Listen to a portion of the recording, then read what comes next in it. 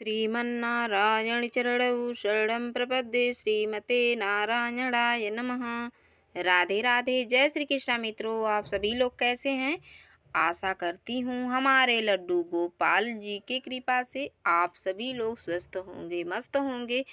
और आप सभी को आज मैं जो बताने वाली हूँ, आज इसी बात पे मैं ये बात करूँगी जो बहुत से लोग अपने घर पे अपने लड्डू गोपाल जी की सेवा तो कर ही रहे हैं, लेकिन उनके घर पे जो लोग सेवा कर रहे हैं लड्डू गोपाल जी की, वो पता चलता है कि वो मांस भी खाते हैं और लड्डू गोपाल की सेवा भी कर रहे हैं। तो देखिए, आज मैं इसी विषय पे चर्चा करने वाली हूँ। तो दोस्तों, ये गलत है, क्योंकि बात तो यही हुआ कि एक बार हम गंगा में स्नान किए और फिर हम नाला में स्नान कर लिए। तो गंगा में स्नान करना, नाला में स्नान करना, ये तो लगा रहता है। तो ये ठीक नहीं है, बात यही हो जाती है। अगर आप लड्डू गोपाल जी की सेवा कर रहे हैं तो सच्चे भाव से, सच्चे हृदय से आप करिए, जब भी आप सभी को लड्डू गोपाल जी के सेवा का फल मिलेगा। वरना फिर वही है कि जो अभी मैं बताई कि अगर आप गंगा में स्नान किए फिर नाला में कर लिए, तो समझ लीजिए गंगा में किए स्नान तो साफ हो गए, शुद्ध हो गए, और नाला में कर लिए तो आप गंदे हो गए। तो बात ही बस वही है। पाप करेंगे तो पुण्य का घड़ा खाली होगा, और पुण्य करेंगे तो पाप का घड़ा खाली होगा।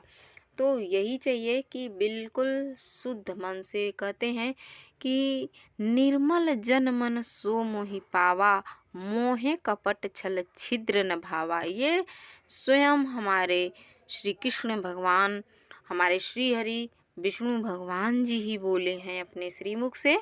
तो भगवान जी के इस बात पे हमें ज़रूर विचार करना चाहिए कि हमारे प्रभु जब इतना क्लीनता से बोल दिए हैं कि निर्मल मन जन सो मोहि पावा, निर्मल मन वाले ही पा सकते हैं। तो ये बताइए, जो लोग मांस मदिरा का सेवन कर रहे हैं, कहाँ उनका निर्मल मन हुआ?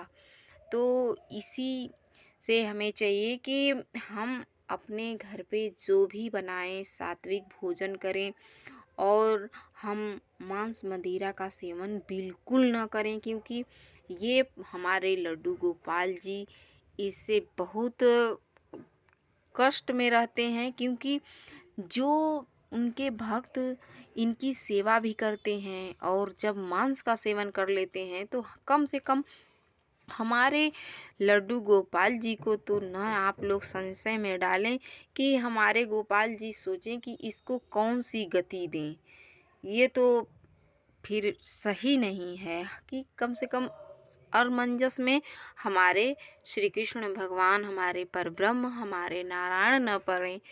इसीलिए अगर भगवान के शरण में आप आए हैं तो बिल्कुल शुद्ध मन से, साफ सुथरे सच्चे मन से आप आएँ। भगवान के शरण में आना है तो सच्चे मन से आएँ भगवान के शरण में।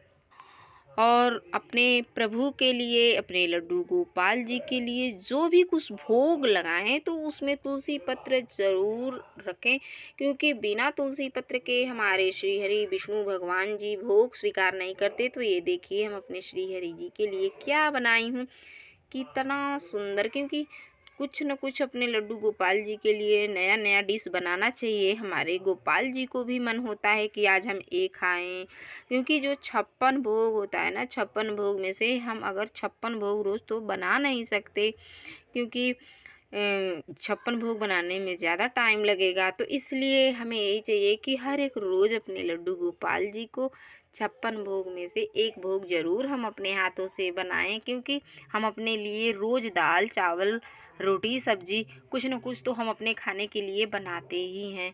तो हम अपने खाने के लिए बनाते हैं तो हमें ये भाव रखना चाहिए कि हम अपने लिए नहीं, ये भोजन हम अपने लड्डू गोपाल जी के लिए बना रहे हैं। तो हमें यही चाहिए। अगर हम ये भाव रखेंगे कि हम अपने श्री हरि विष्णु भगवान जी के लिए बना रहे हैं, अपने लड्डू गोपाल जी के लिए बना रहे हैं, तो पता है हमारा भोजन बनाना भी भक्ति हो जाएगी। तो हमें जो भी सत्कर्म कर रहे हैं, जो भी हम कर्म कर रहे हैं, तो यही भाव हमें रखना चाहिए कि ये हम अपने लड्डू गोपाल जी के लिए कर रहे हैं। बहुत से लोग ऐसे कहते हैं कि हम अपने घर में लड्डू गोपाल रखे हैं।